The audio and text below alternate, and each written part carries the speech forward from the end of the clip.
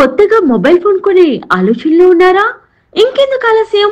పాడేరులో కొత్తగా ప్రారంభించిన Vasavi mobiles and gift articles sales and servicing centre కు రండి. మా వద్ద అన్ని రకాల బ్రాండ్ల మొబైల్ ఫోన్లు అందుబాటులో ఉన్నాయి. ఈఎంఐ సదుపాయం కలదు. సెకండ్ హ్యాండ్ మొబైల్స్ అమ్మబడును, కొనబడును. RTC complex road, Madhuri studio ప్రక్కన, పాడేరు. ప్రొప్రైటర్ ఎస్ రాజు.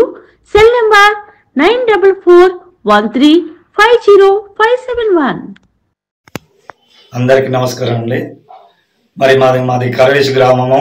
నా పేరు పాడి సంజయరావు. మరి మా మిస్సెస్ పాడి భువన గంగమ్మ ఆశ కార్యకర్తగా అప్లికేషన్ పెట్టడం అయింది. పెట్టిన తర్వాత పిహెచ్సి నుండి మరి ఇక్కడ ఐటీడీలో పంపించడం అయింది. వెరిఫికేషన్ మరి సబ్ కలెక్టర్ ఆఫీస్లో మరి ఇంటర్వ్యూ పిలిచారు. పిలిచిన తర్వాత మరి అక్కడ అన్ని క్వశ్చన్స్ అడిగిన తర్వాత అక్కడ మరి అన్ని విధాలుగా చెప్పడం జరిగింది. చెప్పినా కూడా మరి చాలా మంది చాలా రకాలు ఏమంటున్నారంటే మరి వారసత్వం అంటే ఇంతకు ముందు చేశారు.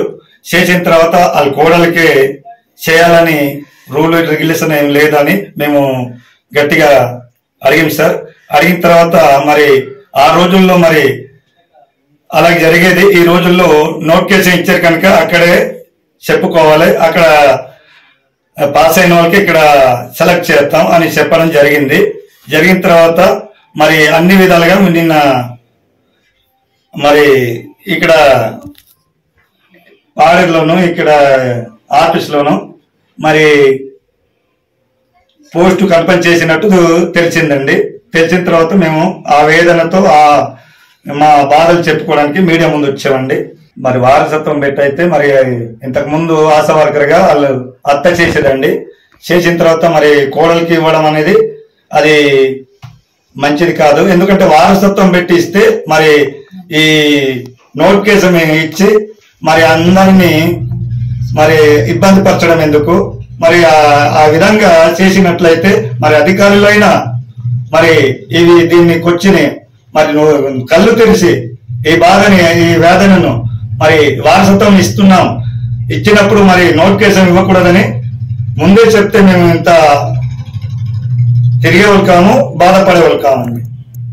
అంటే అసలు అన్యాయం ఎందుకు జరిగింది ఏంటి చెప్పండి అమ్మా, అసలు ఏం జరిగింది?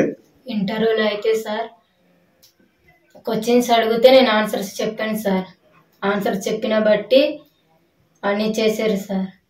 చేసిన తర్వాత ఆవిడకి అడిగారు.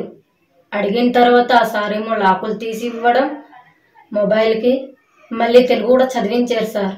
చదివించిన తర్వాత చిన్న పేజీ చదివించి పక్క వాళ్ళకి హెల్ప్ చేశారు సార్ ఒకసారి. అయితే అతను ఇంటర్వ్యూలో ఆ సార్ ఎవరు తెలుసా?